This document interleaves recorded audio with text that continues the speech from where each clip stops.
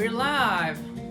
Hello, this is Omer Ashano, jazz violins from Israel, and this is Night Practice Live number 7, where you get to see me in my practice routine and ask me questions during my practice session. Hopefully learn something. Hello, Lucy. Let's add this comment here.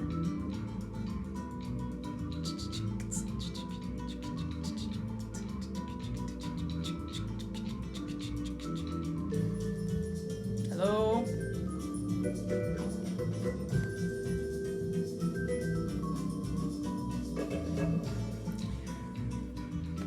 Okay. Hope you guys are enjoying your Saturday. Well, it only just begun for you guys. For me, it's already the end of the day. Hello, Anna. So, I hope you guys enjoy this bossa nova music from the elevator music playlist on Spotify. One of my favorite playlists is elevator music playlist. Great. Hello, Marcel. So, yeah, for whoever is joining in, this is Night Practice Live number 7, where you get to see me during my practice routine and ask me any questions about my any exercises that I do. I explain to you guys what I'm working on and how I work on it, and it's your chance to learn and get free knowledge from me. So hope you stick around. Invite your friends, your violinist friends, if you have any, who may be interested in some improvisation exercises for the 4 stringed instruments: violin, viola, cello. Hello, salut musical. Good to see you guys. If you have any questions during the live session, anything in particular you'd like me to address in my practice, let me know. Send me a message here. Also, please say hi, like introduce yourself, say where you're from, something, just so I get to know the people around here. Hello, Nizam and Tonara. We're great friends from Tonara. So if anything in particular that you'd like me to address today in my practice, just let me know here in the comments. Today I'm thinking about starting off from actually just simple bow string transition exercises, just because I feel a little sloppy with that recently. So also, if you guys have any ideas for string transitioning exercises on the violin, then please share with me so I can practice it right now. And after that, I'm thinking of hello, Shahrazad. After that, I'm thinking about actually doing some exercises that involve faster playing, faster improvisation. So I'm going to show you 2 exercises that I've learned during my time in jazz school for improving your speed of improvisation, and also for being able to more easily perform runs. And basically like really fast passages that are like runs of scales or arpeggios over the instrument. Hello, Manuela. As always, I like to start off my session with a little thanks saying, even though it's not Thanksgiving anymore, but I would just like to name one thing that I'm grateful for to make me feel better. And you guys are also welcome to share with me anything that you're grateful for this weekend. I would love to hear. What am I grateful for?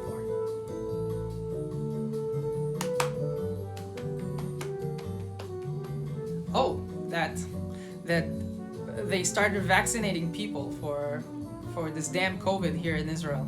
So hopefully our prime minister actually took the first shot in I'm thankful for my violin. Our prime minister took the first first shot today in Israel live on TV. It was kind of dumb, but whatever. If it convinces people to go get vaccinated, whatever.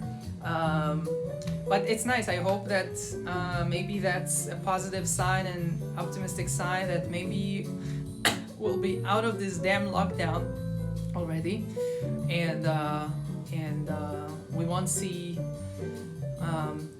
too many more deaths and casualties until population is vaccinated, and hopefully nothing goes wrong with this vaccine. So that's something I'm grateful for. I'm still a little undecided about this vaccine, but I'm still grateful for it and that people can start taking it. Anyway, so I think let's start. So let's shut off the elevator music playlist, and let's shut off this very very nice filter. Hello, Brian. So again, this is Night Practice Live, number 7. If you guys would like to ask me any questions about my practice routine during the session, you're very welcome. If there are any subjects in particular that you'd like me to cover, feel free to ask me here. Say hi, introduce yourselves, so we all get to know each other and connect. Couple of news before I start. So this week on Wednesday, I released another track, another single called Pnima, which in Hebrew means inwards. It's a very nice tune, kinda also a little African influenced. So it will be out on Spotify and all the other streaming platforms on Wednesday. This Wednesday, 11 a.m. New York time. But it'll be out on that day at some point. So if you're not following me on Spotify, you can go ahead and follow me on Spotify, and then you'll just get notified. You'll just get it into your playlist, I guess, once it's out. Then on other news, I'm recording a live video session, basically a short performance, which is like kind of a Israeli tiny desk. Hello, Brian. Kind of a tiny Israeli version of Tiny Desk that started happening around 3 months ago in Israel. Really cool sessions, really cool visuals, and in a nice like small concrete studio up in northern Israel. So I'm gonna record there with a new project that I've been dreaming of implementing for so many years. It's just a project that have sat in my mind and was building up for many, many years. It's an interesting project because it consists of bass, drums, and 2 guitars. And the 2 guitars are doing very interesting stuff amongst each other, which is very influenced from modern, basically pop, West and Central African music, mostly influenced by a style called Congolese rumba or sebin. If any of you guys heard about it, so it's basically incorporating these styles into my original compositions, and that recording session is happening the beginning of January. It's probably gonna be released like a month after, I believe, but it is something very excited, that I'm very excited for, to give birth to this music at last. So we'll see how that goes. Okay, so let's get to playing. Hello, Miriams. Okay, so I said I just want to start with an exercise just to warm up with an exercise for string transition. If any of you guys have any like suggestion for a good string transition exercise, please let me know here. I'd love to try it. I think I'm just gonna do some string transitions over a metronome and just change the subdivisions probably. Just to warm up, you know, I feel kind of sloppy with string transition lately. So let's put a nice click to soothe our ears. We all love metronomes, don't we?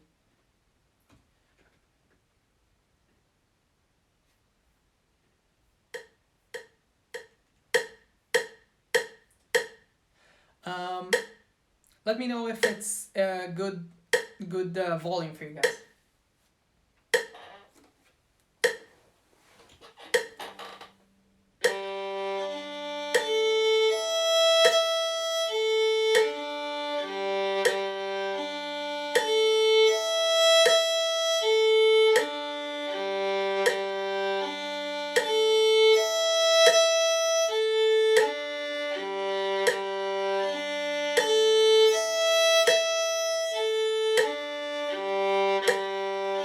Sloppy, as I said.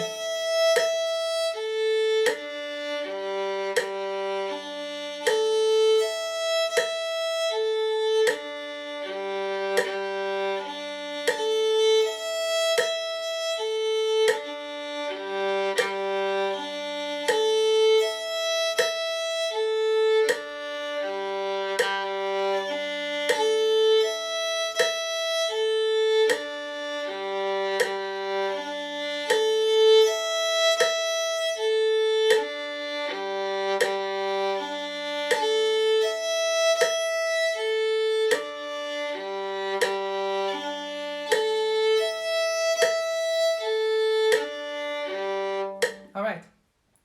So now let's try a different subdivision.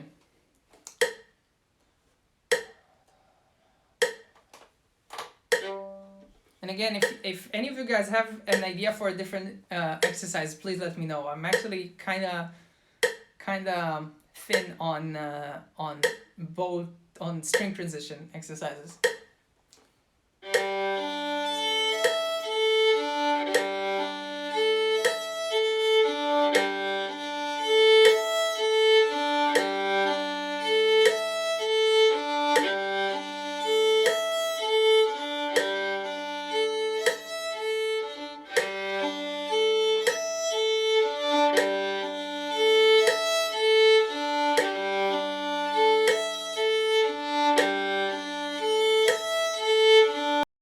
Sorry. Okay, we're back. Sorry.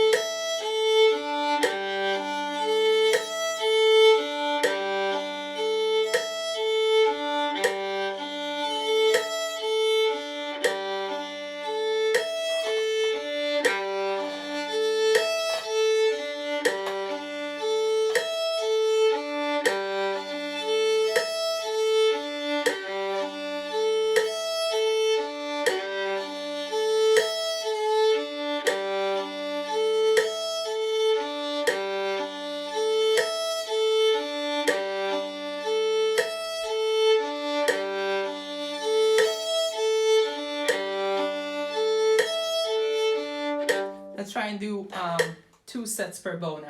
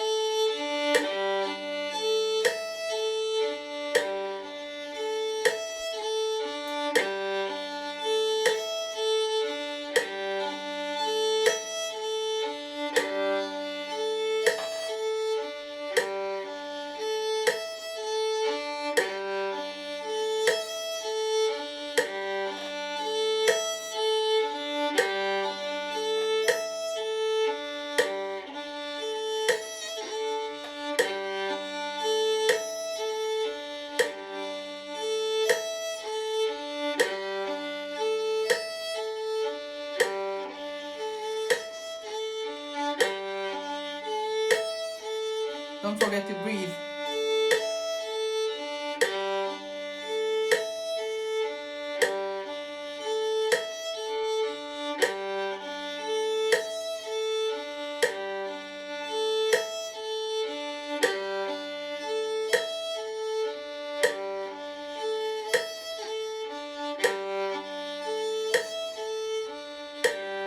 And don't forget to be relaxed in all your body.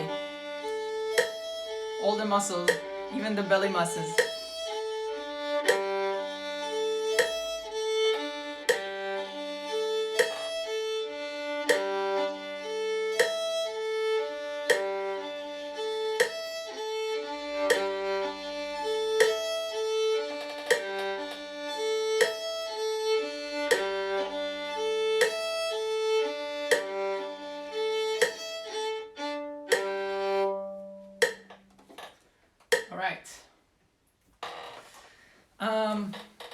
Okay, so that was a really quick warm-up, just because I'm trying not to get you guys bored.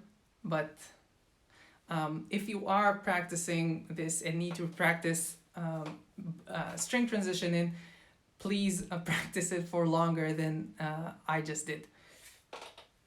So let's move on. Let's move on to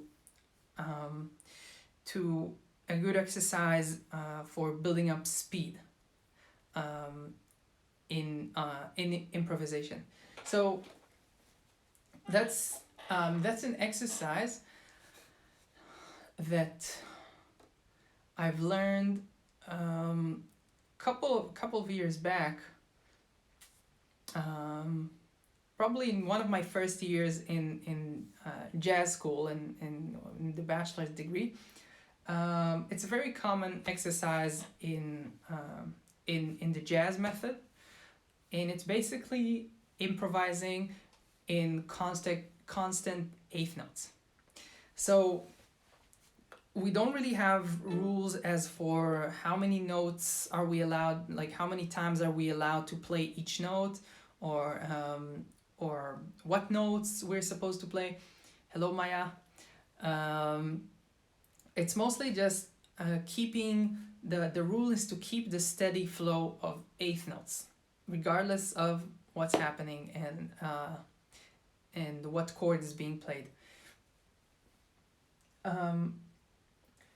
The way we want to practice this exercise, and almost any other exercise that we're practicing, and if there are any students of mine that are watching now, they probably heard me saying this before.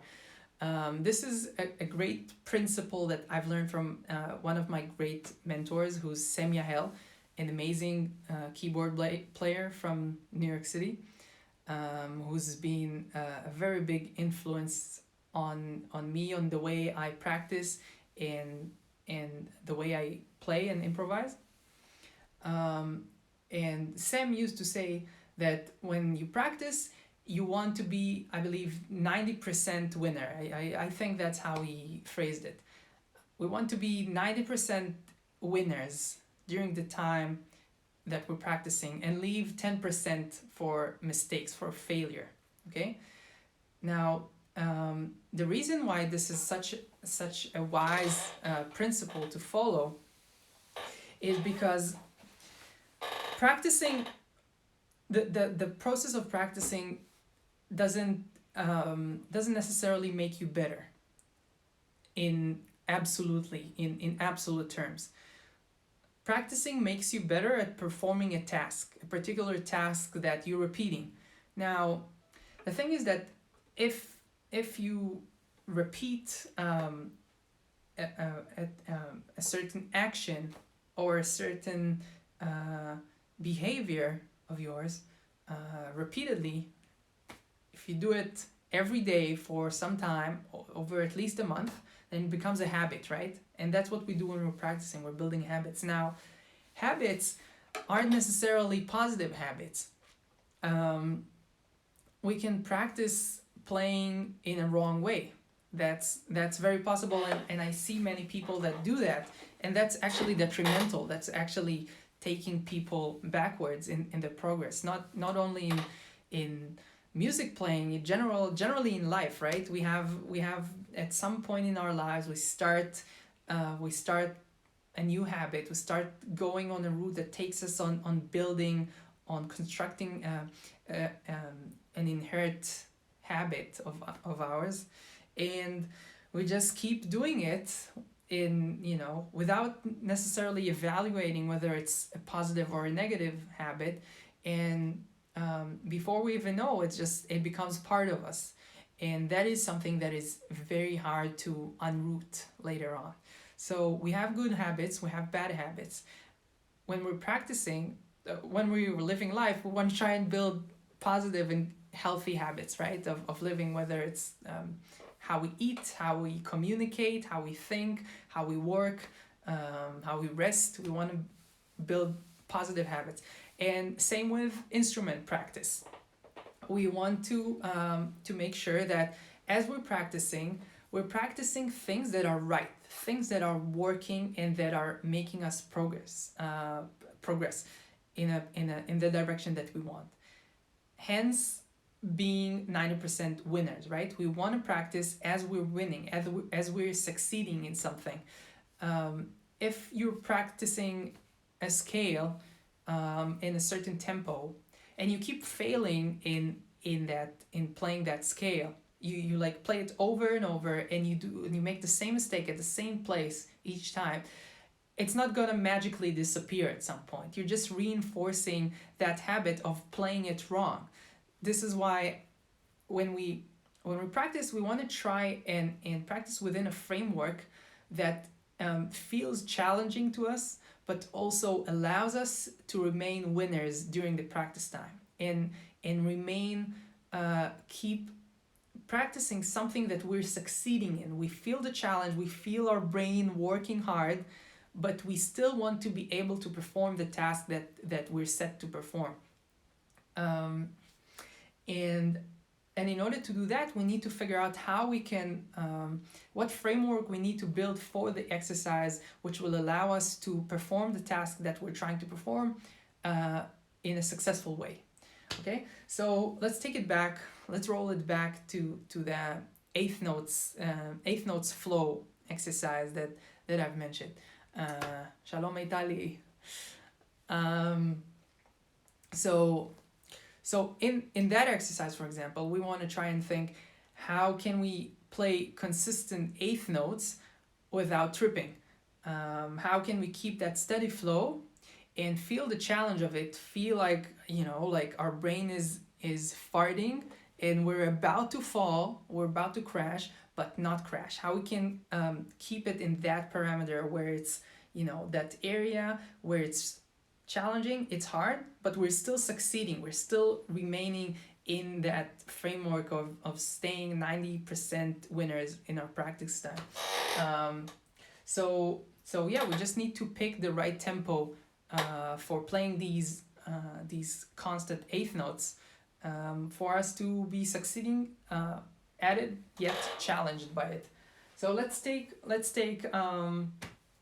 some jazz standard. I'll put a backing track. If you guys have any idea for what standard you'd like me to work on, you're welcome to suggest. I'm open to suggestions. All right. I think I'm gonna start with just by rhythm changes. Let's see. Let's do something classic. Rhythm changes. Rhythm changes, for whomever you don't know, is hello Zereniel Alejandro.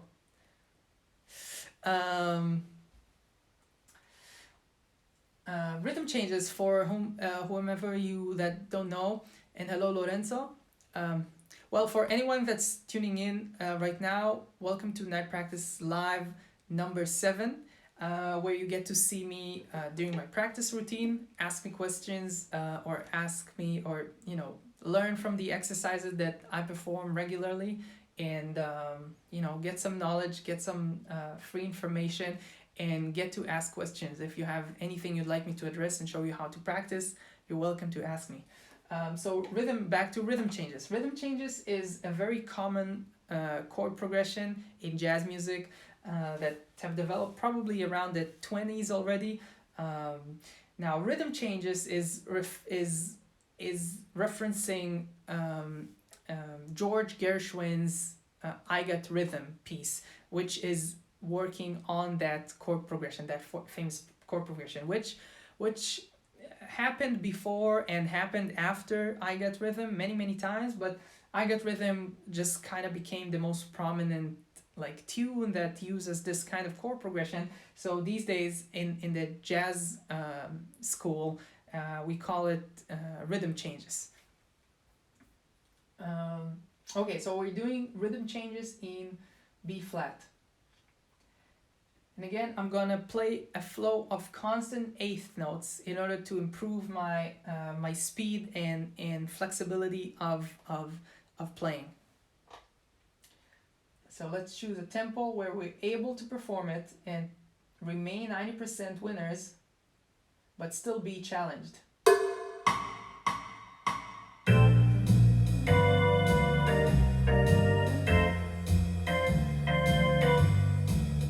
I think I could.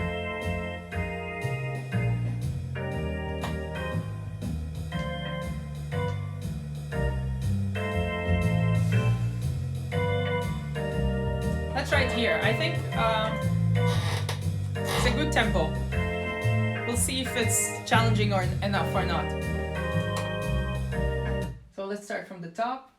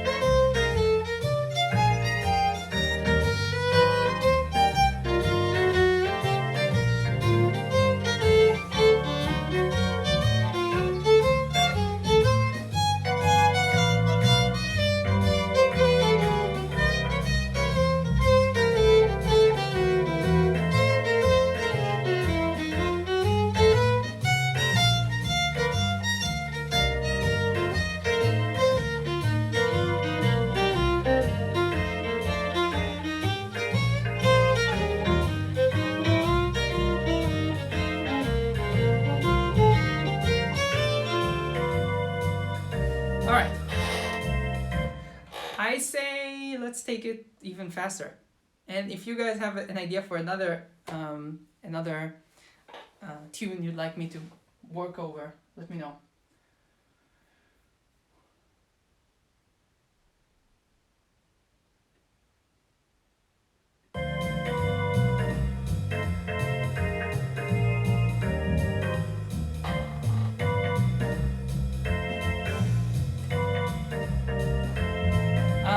So again, I'm taking a lot of freedom, in the notes that I choose. If you guys noticed, I'm not necessarily, I'm not constricting myself into playing a specific like diatonic or non-diatonic or consonant or dissonance or playing in or playing out. I'm just going free. Like the point here, the point in this exercise is to build flow and feel freedom as we play, and feel that more of physical freedom in our fingers, and see what happens when we just let them keep on going on a certain flow, not necessarily knowing where we're going all the time. But the point is to keep the flow going, which is very important. It's one of the skills that I think the masters of jazz improvisation or improvisation in general are really in control of, is their ability to keep on continuing their musical lines and musical flow, even if they're not in complete control of what's happening in their hands at the moment. So this is a great exercise for that.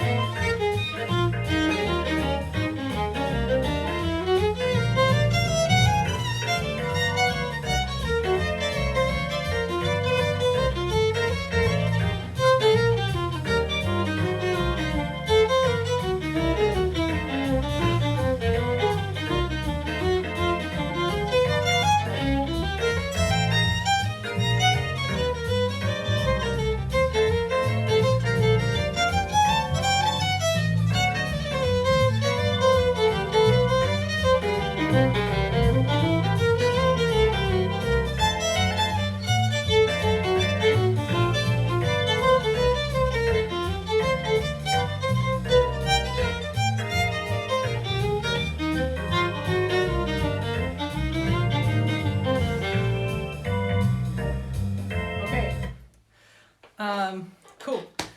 So whoever joined recently, that was an exercise of just playing constant eighth notes over the changes without stop. So you could see that this was more challenging for me. Like there were points where I messed up and I kind of fell off the flow, maybe like draw the tempo, pull the tempo back, or maybe missed a note, stuff like that. So that's what I mean about finding that place of being 90% winner. I think that was a good. Right now we're on 165 BPM. I think that was a good area for me to practice on, because most of the time I succeeded in doing that, and I was able to find myself in places where I feel the flow and I feel calm and I feel like it's effortless, which is what we're aiming. That's the point we're aiming for, is doing these things effortlessly. So I had these times where I felt comfortable, but I also had plenty of times where I didn't feel comfortable, and I felt like I'm chasing the beat, but was still able to perform it overall. So that's about this sweet spot of where I should be practicing right now. I should be keep practicing on 165, maybe on even perhaps on a different key signature.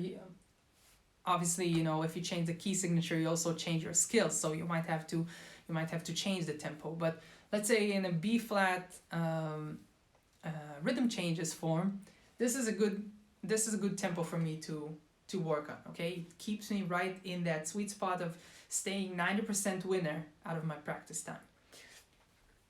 Okay, next thing I wanted to do today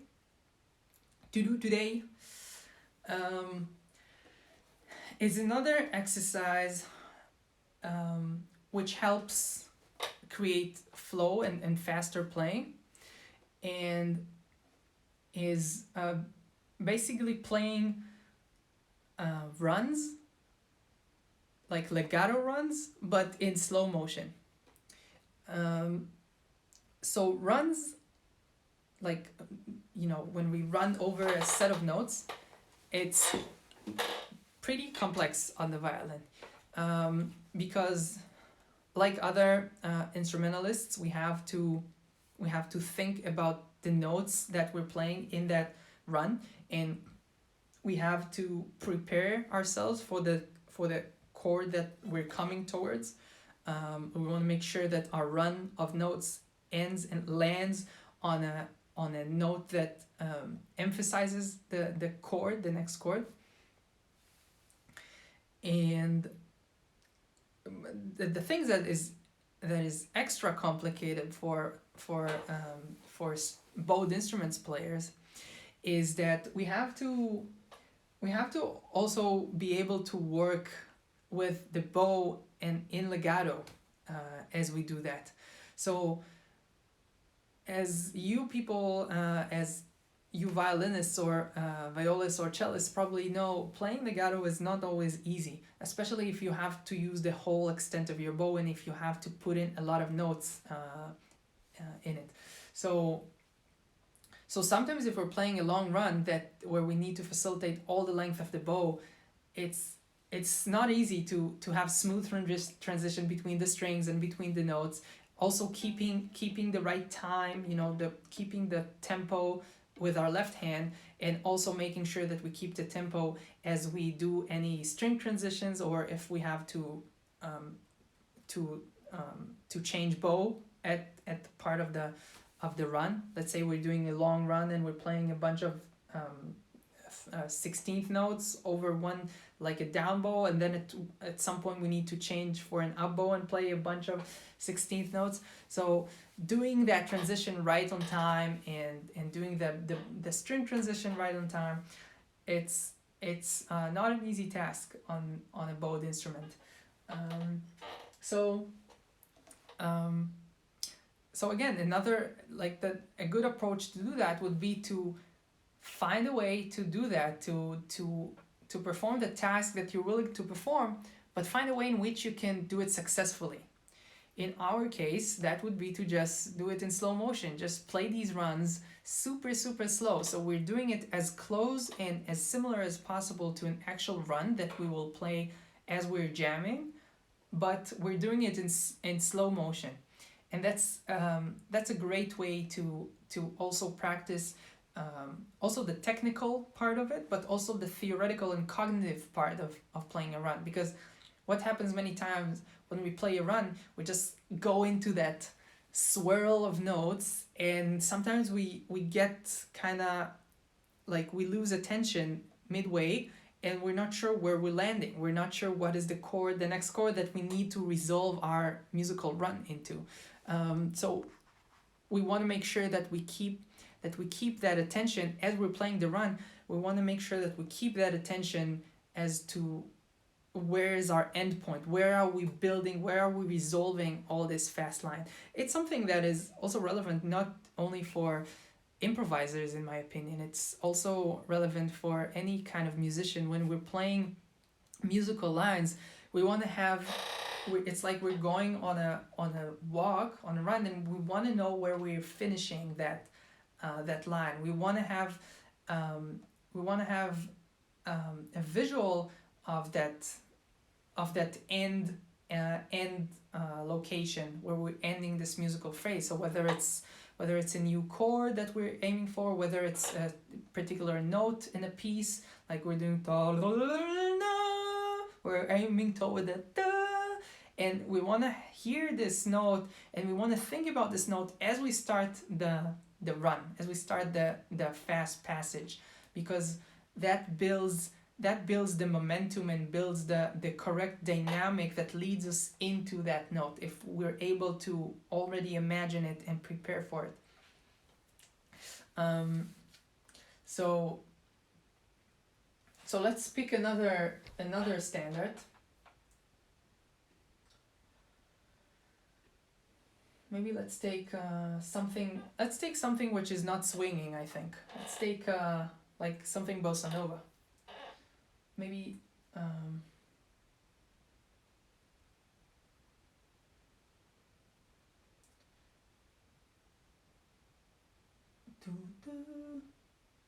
Mahna?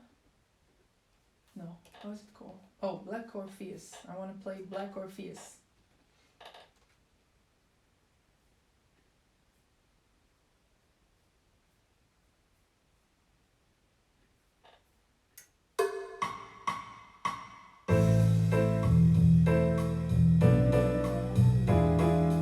Okay, I think that might be a challenging tempo. I just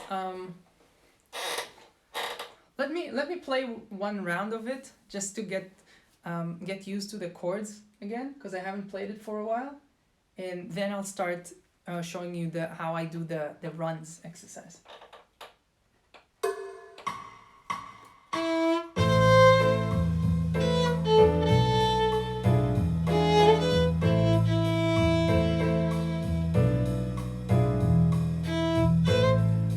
Piano, one second. I hate this sound in this software. That's nicer.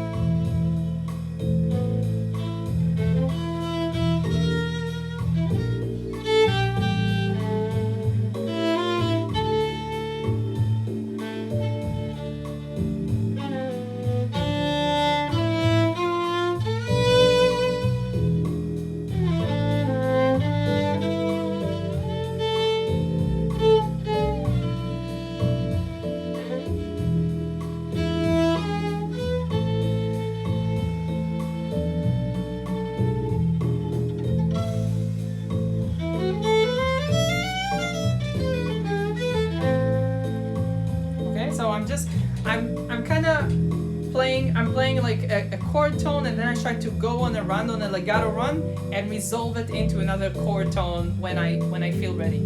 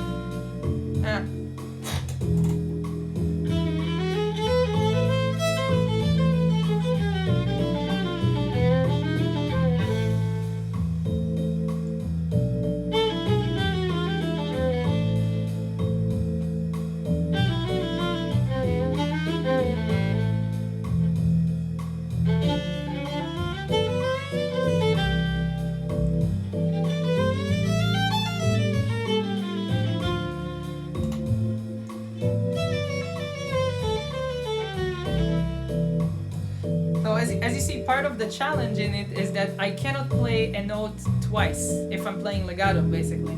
So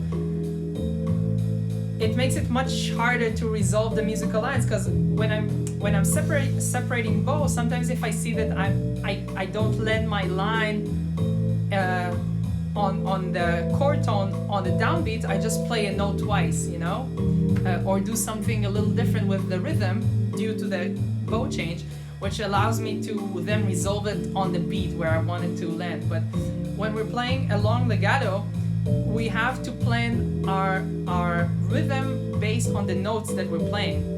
We kind of like, if our notes don't align the correct rhythm that takes us back to the downbeat, then it's not gonna work. Then we're gonna have, like, sometimes you'll see me doing a really quick, almost ghost note, like trying to fix myself.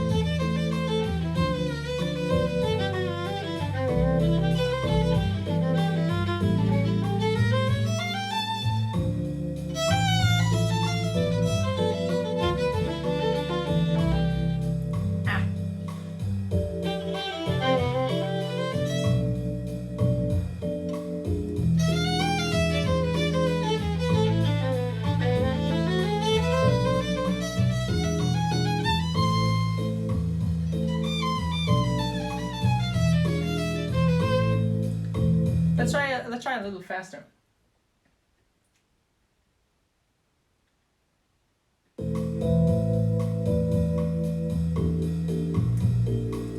No accio space.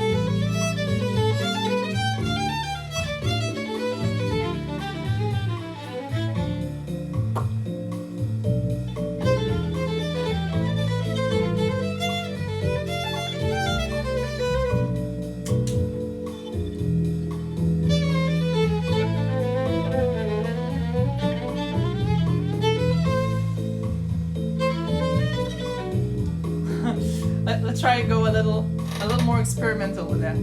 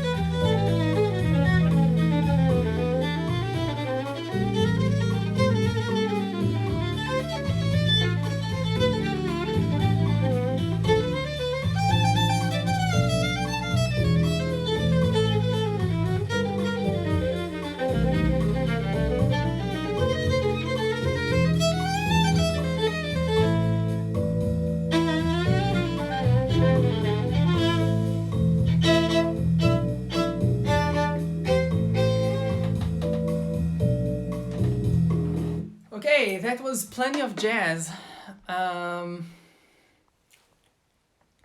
So, thank you guys for sticking around.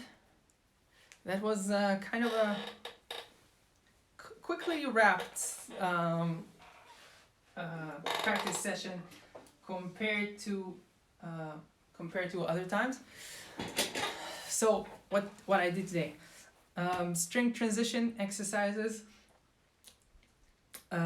eighth notes flow exercise of just playing continuous eighth notes without stop. And this was more of a run kind of fast passage kind of exercise that I do in order to improve my ability to play fast runs and resolve them in time, and also play that in legato, right? Because when we're playing these lines super fast, we're going to have to legato them, or at least legato most of them, and then change the bow at points where we want to emphasize rhythmically. So that was the last exercise that I did over Manhã de Carnaval, which is also known as Black Orpheus. Thank you for sticking around, whoever listened and tuned in. I do this every Saturday at the same time, practice routine. You're welcome to send me questions in advance, or anything you'd like me to cover and show you how I work on how I improve my improvisation or violin playing, if you have any questions. And again, this Wednesday I'm releasing another single, Pnima. I'm gonna let you guys know on my Instagram, but also it's gonna be released on Spotify and all other streaming platforms. So I invite you guys to follow me on Spotify, and this way it'll just come right into your playlist once the tune is out. I will also release a video a week later. Yeah, and I think that's it. Hope to see you next week, whoever tuned in. Hope to see you guys next week. Thank you for tuning. Ciao.